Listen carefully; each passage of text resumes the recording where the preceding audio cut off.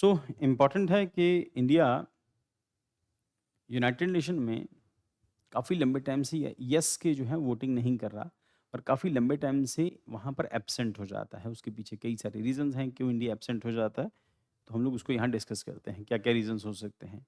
India's yes yes votes drop to 56% lowest since 1955. Abstentions peaks at 44% in 2025.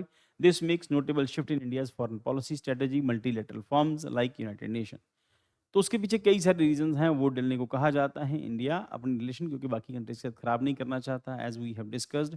जिन लोगों ने classes regular जो classes देखते हैं, उन लोगों ने देखा होगा कि हम लोग इसको ग्लोबल साउथ से लिंक करके देख चुके हैं, हम इसको ब्रिक्स के साथ लिंक करके देख चुके हैं और इंडिया के जो एनर्जी रिक्वायरमेंट्स हैं, उसके साथ लिंक करके देख चुके हैं। इंडिया-रशिया रिलेशंस के पर्सपेक्टिव में इसको देख चुके हैं और जिन जिन ऑर्गनाइज़ेशंस का इंडिया मेंबर है, उनके साथ लिंक करके देख चुके हैं। तो इसका मतलब ये है कि इंडिया अगर वोट नहीं कर रहा, उसके पीछे उसकी अपनी एक स्ट्रैटेजी है। वो क्या स्ट्रैटेजी हो सकती है? Study of over 5,500 UN resolutions 1946 June 2025 reveals India's yes vote dropped to 56%, lowest since 1955. Abstentions peaked at 44% in 2025. तो ज़्यादातर मौकों पर हम लोग 44% मौकों पर हम एब्सेंट रहे। This makes a notable shift in India's foreign policy strategy at multilateral forums like United Nations. Reason behind India's strategic shift. सबसे पहले है polarized global order.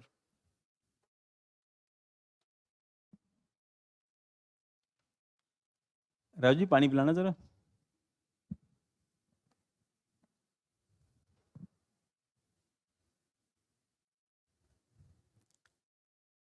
So India's yes votes dropped to 56%, lowest 1955 से।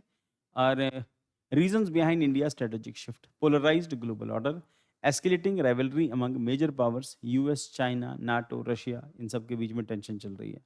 अगर कहीं पर भी favour में vote करते हैं, दूसरा समझता है मेरे अगेंस्ट किया है, तो इस करके एब्सेंट रह जाना ज़्यादा बेटर रहता है strategically, diplomatically.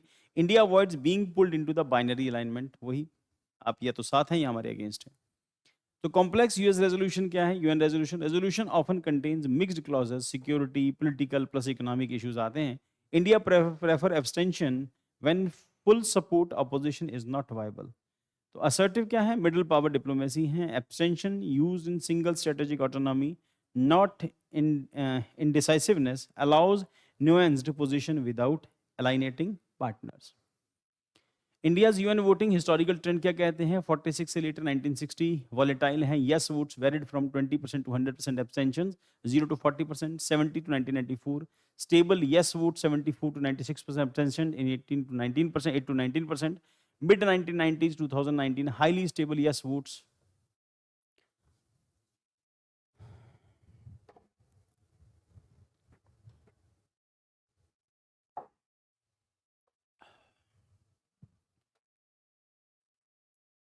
Highly stable yes votes 75 to 83%, abstention 10 to 17%. Post 2019, clear shift, rise in abstentions, yes votes decline peaked in 2025. yes का मतलब आप साथ में हैं और no का मतलब आप साथ नहीं हैं। तो इंटरनेशनल रिलेशंस में मिडल पाथ परफेक्ट रहता है। किसी जगह के ऊपर आपने किसी की फेवर में वोट किया तो ऑब्वियसली किसी के अगेंस्ट किया होगा। किसी की फेवर में है तो किसी के अगेंस्ट है। जिसके अगेंस्ट किया है वो आपको मान लेगा कि आप उसके ग्रुप के मेंबर नहीं हैं और आपके ऊपर एक टैग लग जाएगा कि आप इस एंटी ग्रुप से बिलोंग करते हैं। और इंटरनेशनल रिलेशंस में ये एक ज़ीरो की तरह है, जहाँ से शुरू होते हैं वहीं पे ख़त्म होते हैं। यही कहते हैं इंटरनेशनल रिलेशंस और हिस्ट्री।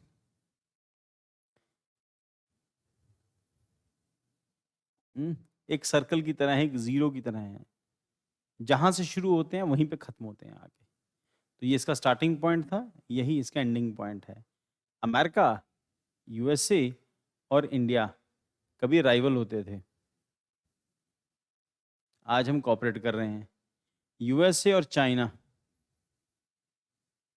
किसी ज़माने में एक ही ग्रुप में होते थे, आज राइवल हैं एक दूसरे के।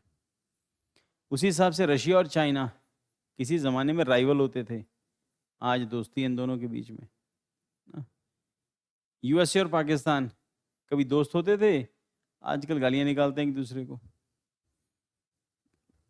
पाकिस्तान तो खैर वैसे भी कभी इधर कभी उधर।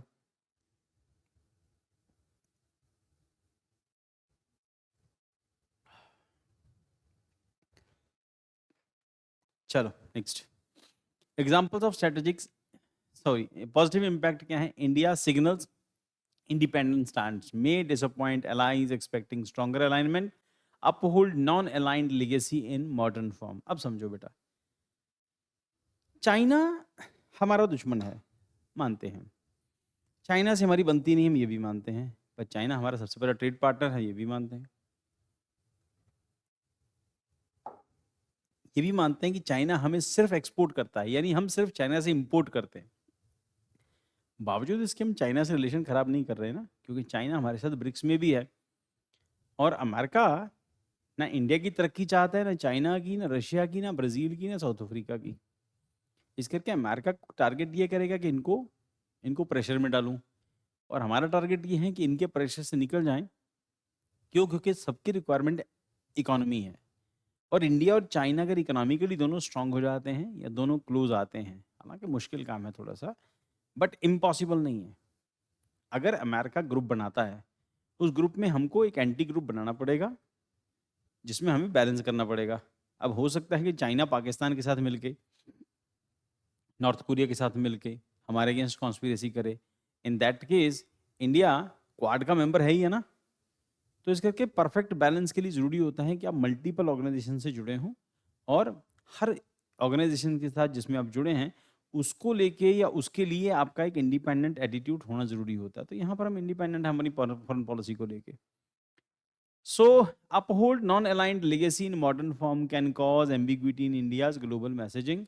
Useful tool for middle power balancing, risk of being seen as non-committal to value-based issues, for example, human rights and diplomacy. कई सारे इश्यूज हैं।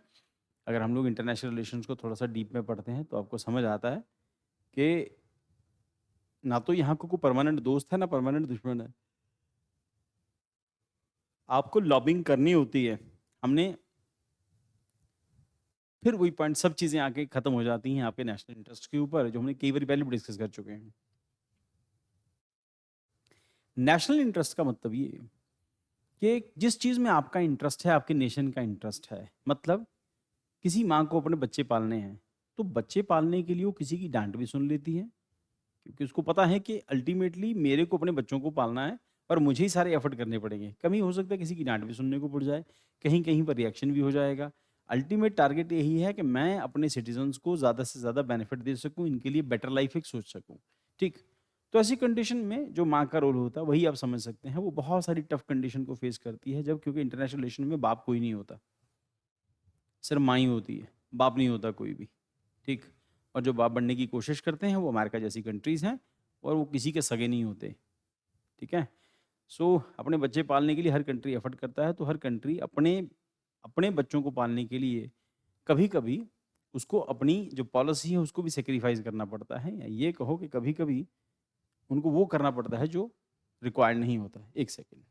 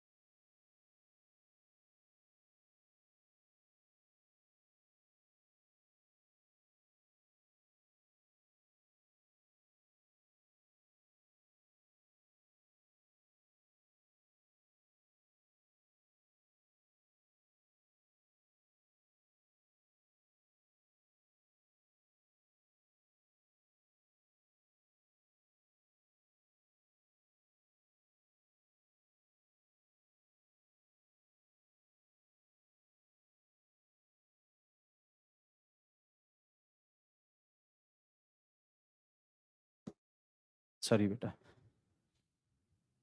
So India has abstained on Russia-Ukraine conflict resolution, human rights violation in China and Myanmar, Israel-Palestine issue. ये सारे issues वो हैं जहाँ पर हम लोग किसी एक साइड में यस या नो नहीं कर सकते थे। एक करते दूसरा नाराज़ हो जाता। तो इस करके हम लोगों ने नहीं किया। पैलेस्टीन और इज़राइल का इश्यू जो है वो इंडिया के अंदर जो मुस्लिम्स रहते हैं उनका सेंटिमेंट से जुड़ा हुआ इश्यू है और इज़राइल पैलेस्टीन के अंदर और रशिया यूक्रेन के अंदर भी कई सारे और इश्यूज़ इन्वॉल्व हैं। तो इस करके हम कहीं जा नहीं सकते। वो ठीक है अपनी-अपनी जगह दोनों। These abstentions aim to balance India's value with strategic interests, for example, defense, trade, diaspora, energy, etc. Next, future outlook क्या है? Abstentions likely to continue as India's assert its voice in multipolar geopolitics, key for India's aspiration as UNSC permanent member, global South leader. Abstention is tool to strategic ambiguity, enabling flexibility in a fragmented world order. Key takeaways क्या हैं? India's rising UN abstentions reflect a mature diplomatic recalibration, shifting from the idealistic voting in trust-based pragmatism rooted in sovereignty, balance, and global ambition.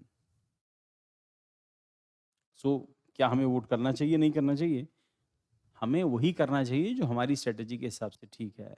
ये तो vote आज है, कल आज कुछ और है, कल कुछ और है। इंटरनेशनल रिलेशन तो हर 6 महीने बाद बदल जाते हैं, ठीक है? तो हमें अपने इंटरेस्ट के लिए जो सूट करेगा हम वही करेंगे और हमें यही सूट कर रहा है कि हम एब्सेंट रहें, तो दोनों में से कोई साइड नाराज़ नहीं होती कि हम एब्सेंट हो गए थे।